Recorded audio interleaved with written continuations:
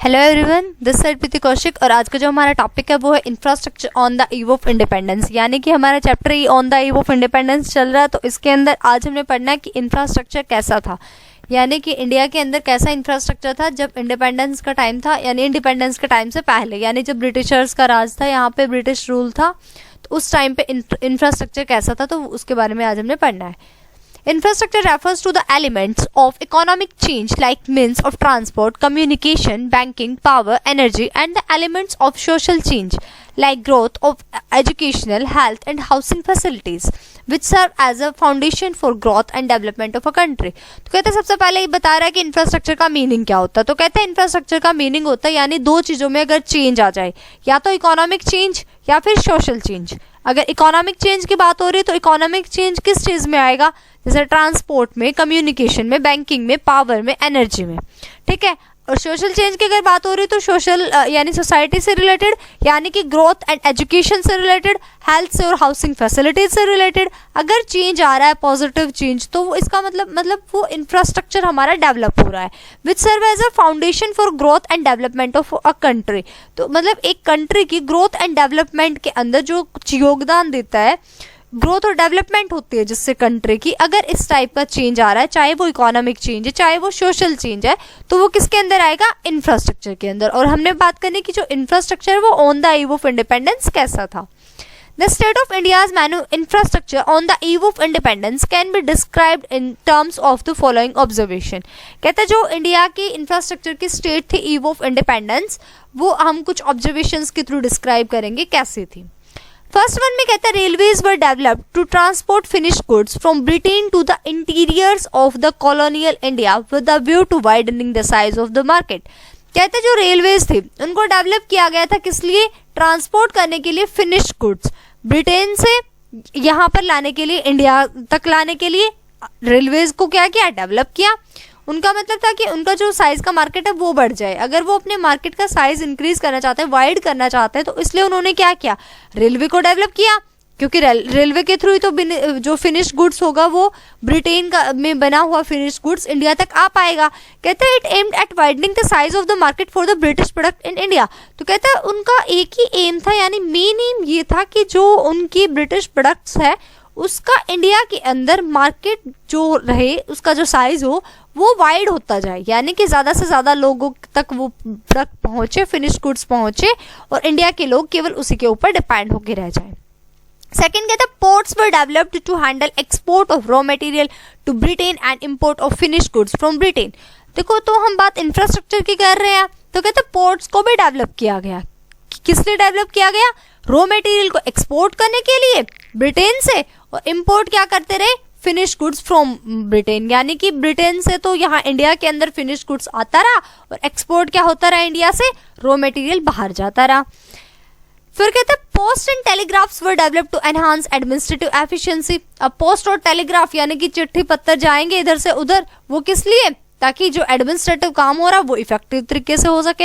यानी कि जो ब्रिटिशर्स हैं वही तो यहाँ पे इंडिया के अंदर रूल चला रहे हैं, तो उनको पूरा इंडिया को किस तरीके से, यानी कौन सी स्ट्रैटेजी यहाँ पे अप्लाई करने है, किस तरीके से काम करना है, तो उनको अपने, यानी जो ब्रिटेन में बैठे हैं ब्रिटिशर्स, उनको भी तो बात पहुंचानी है ना, तो वो किसके थ्रू पहुंचाई जाएगी, इन्हीं पोस्ट और टेलीग्राफ्स के थ्रू। तो कहते हैं इनको भी डेवलप किया गया। एक तरीके से वो इंफ्रास्ट्रक्चर को डेवलप कर रहे थे, लेकिन अपने लिए कर रहे थे ताकि उनका जो एडमिनिस्ट्रेटिव है वो ज़्यादा इफेक्टिव हो सके, तो इसलिए उन्होंने पोस्ट एंड टेलीग्राफ को भी डेवलप किया। फिर फोर्थ पॉइंट में कहते हैं roads were developed to facilitate transportation of raw material from different parts of the country to the ports.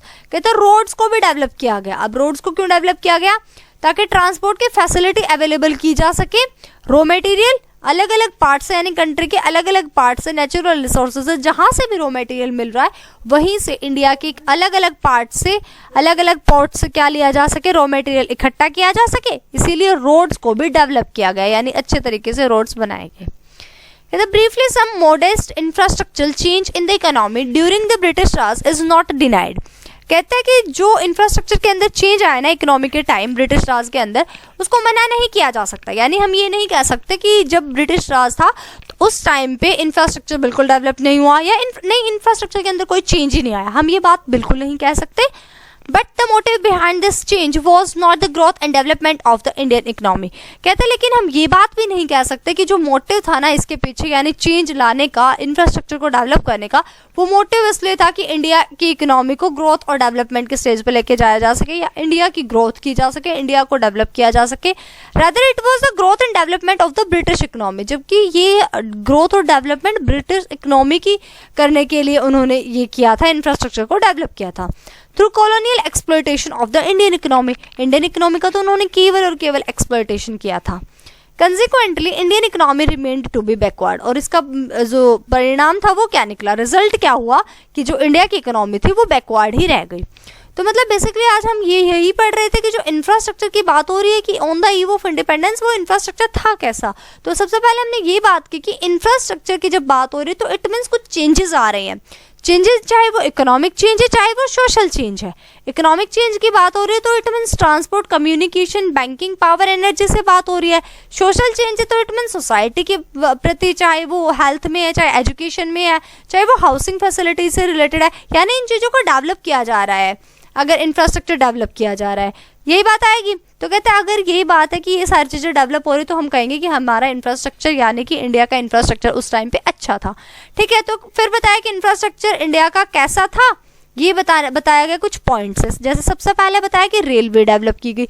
Railway develop की क्यों गई, की तो उन्होंने अपने फायदे के लिए की थी। यहाँ पे साफ साफ लिख रखा कि फिनिश गुड्स को उन्होंने यानी इम्पोर्ट किया इंडिया के अंदर और एक्सपोर्ट किया रॉ मटेरियल को, इसलिए उन्हें रेलवे की ज़रूरत थी।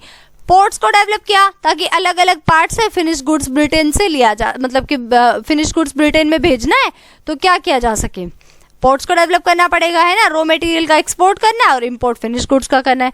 पोस्ट और टेलीग्राफ्स को भी उन्होंने डेवलप इसलिए किया कि ताकि उनकी जो बातचीत है, जो उन्होंने करना है, जो भी बात पहुंचानी है वो इजीली पहुंच सके। रोड्स को डेवलप किया गया ताकि अलग अलग पार्ट से कंट्री के अंदर जहाँ जहाँ अच्छा रॉ मटेरियल मिल रहा है वो ब्रिटेन तक पहुंच सके। तो इसलिए रोड अगर इंडिया के अच्छे होंगे तभी ये बात पॉसिबल हो सकती है। और साथ साथ अगर फिनिश गुड्स आ भी गया है ब्रिटिश से यहाँ पे इंडिया में, ब्रिटेन से, तो उसको भी तो यूज़ करना है ना इंडिया के लोगों ने। तो इट मीन्स हर एक कंट्री में, मतलब कंट्री के हर एक पार्ट में उसको जाना चाहिए, है ना। तो वो कब जा पाएगा, जब रोड्स डेवलप होंगे। तो यही कहा कि ब्रीफली अगर हम देखें तो इंफ्रास्ट्रक्चर तो डेवलप हुआ, लेकिन जो ब्रिटिश राज का उनका ये मोटिव नहीं था कि इंडिया डेवलप होता जाए। इंडिया की इकोनॉमी को डेवलप और ग्रोथ, इंडिया की इकोनॉमी की ग्रोथ करने का उनका कोई मोटिव नहीं था।